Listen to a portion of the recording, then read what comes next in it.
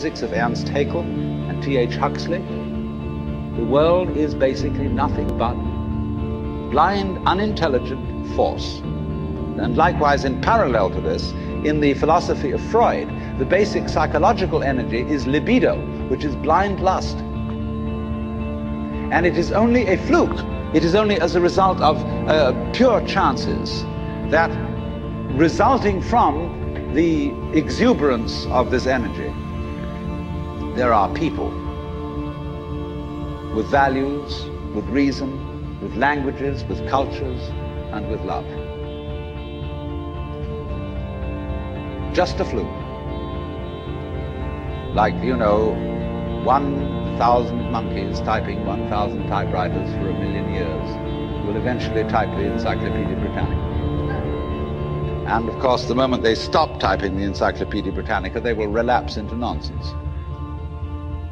And so in order that that shall not happen, because you and I are flukes in this cosmos, and we like our way of life, we like being human, if we want to keep it, say these people, we've got to fight nature, because it'll turn us back into nonsense the moment we let it. And so we've got to impose our will upon this world as if we were something completely alien to it from outside.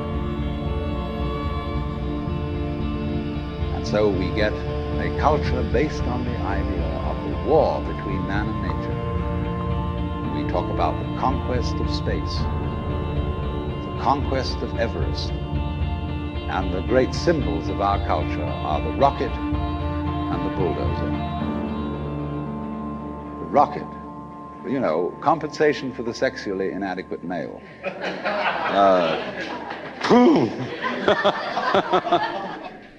So we're going to conquer space. We're in space already, way out. If anybody cared to be sensitive and let what's outside space come to you, you can, if your eyes are clear enough. Aided by telescopes, aided by radio astronomy, aided by all the kind of sensitive instruments we can devise. We are as far out in space as we're ever going to get. But, sensitivity isn't the pitch. Especially in the WASP culture of the United States, we define manliness in terms of aggression. You see, because we're a little bit frightened as to whether we are really men.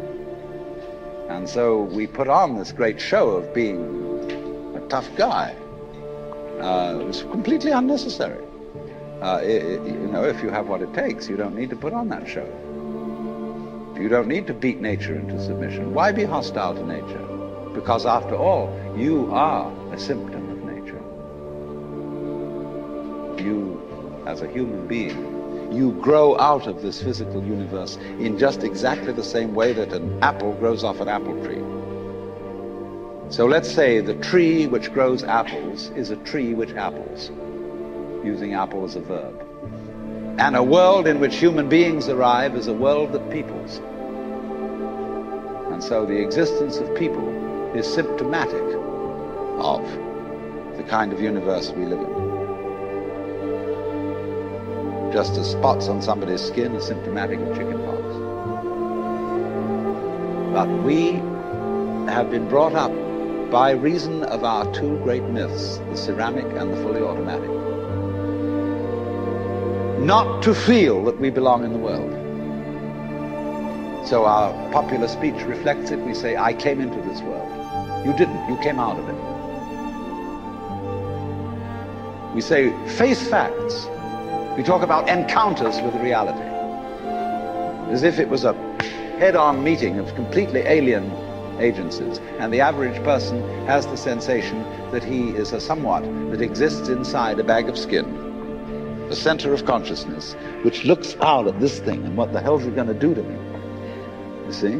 I recognize you kind of look like me, and I've seen myself in a mirror, and you look like you might be people.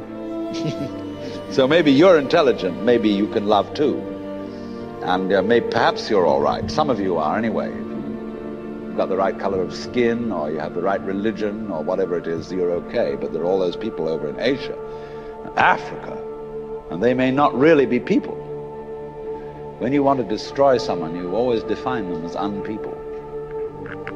Not really human. Monkeys, maybe, idiots, maybe, machines, maybe, but not people.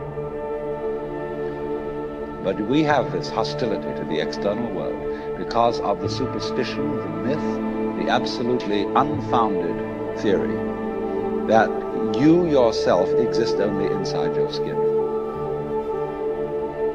Now, I want to propose another idea altogether. You know, there are astronomers that say there was a primordial explosion, an enormous bang millions of years ago, billions of years ago, which flung all the galaxies into space. Well, let's take that just for the sake of argument and say that was the way it happened. It's like you took a bottle of ink and you threw it at a wall. Smash, and all that ink spreads. And in the middle, it's dense, isn't it? And as it gets out on the edge, the little droplets are finer and finer and make more complicated patterns. See? So in the same way, there was a big bang in the beginning of things, and it spread.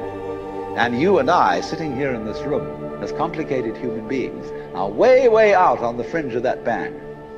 We're the complicated little patterns on the end of it. Very interesting. But so we define ourselves as being only that.